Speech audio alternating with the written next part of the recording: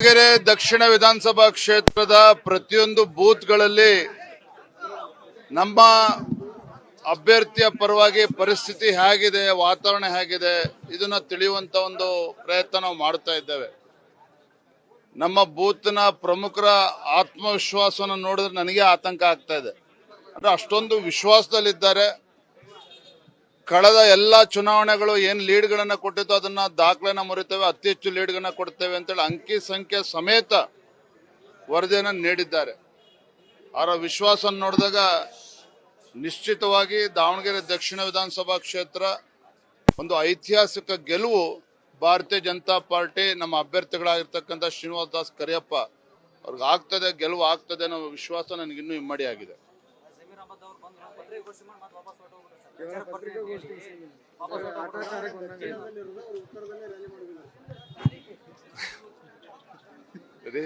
ನೀವು ಕಾಂಗ್ರೆಸ್ ಕಾರ್ಯಕರ್ತರಲ್ಲಿ ಯಾವ ರೀತಿ ವಿಶ್ವಾಸ ಇದೆ, ಬಿಜೆಪಿಯ ಕಾರ್ಯಕರ್ತರಲ್ಲಿ ಯಾವ ರೀತಿ ರಣೋತ್ಸಾಹ ಇದೆ, ರಣರಂಗದಲ್ಲಿ ಯಾವ ರೀತಿ ವಾತಾವರಣ ನಿರ್ಮಾಣ ಆಗಿದೆ, ಮತದಾರರು ಇವತ್ತು ಯಾವ ರೀತಿ ಕಾಂಗ್ರೆಸ್ ಪಕ್ಷದ ವಿರುದ್ಧ ಆಕ್ರೋಶರಾಗಿದ್ದಾರೆ, ಅದು ಅಲ್ಪಸಂಖ್ಯಾತರು ಇರ್ಬೋದು, ಹಿಂದೂಗಳು ಇರ್ಬೋದು, ಅದ್ ನೋಡಿದ್ರೆ ಗೊತ್ತಾಗ್ತದೆ.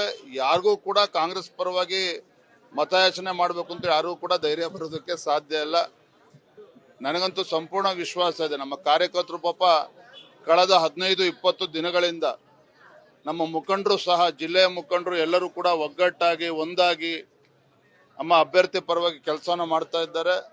ಇವತ್ತು JDS ಅವರು ಕೂಡ, ನಮ್ಮ ಕುಮಾರಸ್ವಾಮಿ ಅವರು ಕೂಡ ಬಂದು ಬೆಂಬಲವನ್ನು ನೀಡಿರುವಂಥದ್ದು. ನನಗೆ ಖಂಡಿತ ಈ ಬಾರಿಯ ಗೆಲುವು ಭಾರತೀಯ ಜನತಾ ಪಾರ್ಟಿದ ಆಗ್ತದೆ, ಆ ವಿಶ್ವಾಸ ನನಗೆ ಸಂಪೂರ್ಣ ಆಗಿದೆ.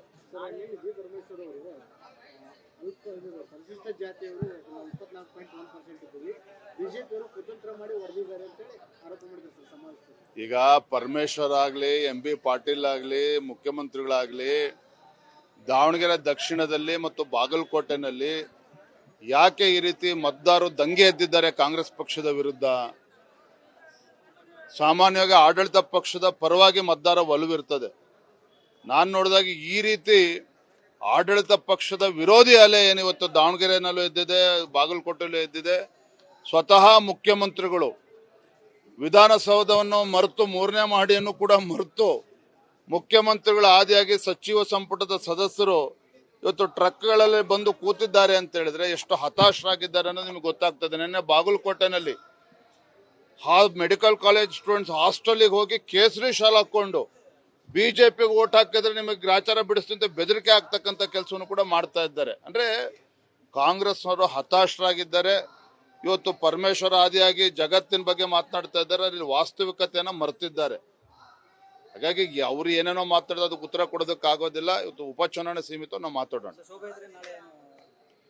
ಬಹಳ ಉತ್ಸಾಹದಲ್ಲಿದ್ದಾರೆ, ಚೆನ್ನಾಗಾಗುತ್ತೆ. ನಾಳೆ ಒಳ್ಳೆ ರೀತಿಯಲ್ಲಿ ಎಲ್ಲ ಕಾರ್ಯಕರ್ತರು ಸಾವಿರಾರು ಸಂಖ್ಯೆಯಲ್ಲಿ ಒಂದು 15-20 ಸಾವಿರ ಜನ ಸೇರ್ತಾರೆ. ಒಂದು ಪ್ರತಿ ಚುನಾವಣೆಯಲ್ಲಿ ದಾವಣಗೆರೆ ದಕ್ಷಿಣ ಕ್ಷೇತ್ರದಲ್ಲಿ ಸುಮಾರು 67 ಬೂತ್ಗಳಲ್ಲಿ ಟೇಬಲ್ ಇರ್ತಿರಲಿಲ್ಲ. ಈ ಸಾರಿ ಟೇಬಲ್ ಕೂಡಿಸೋದು ಏನು ಚರ್ಚೆ ಆಯ್ತು ಸರ್?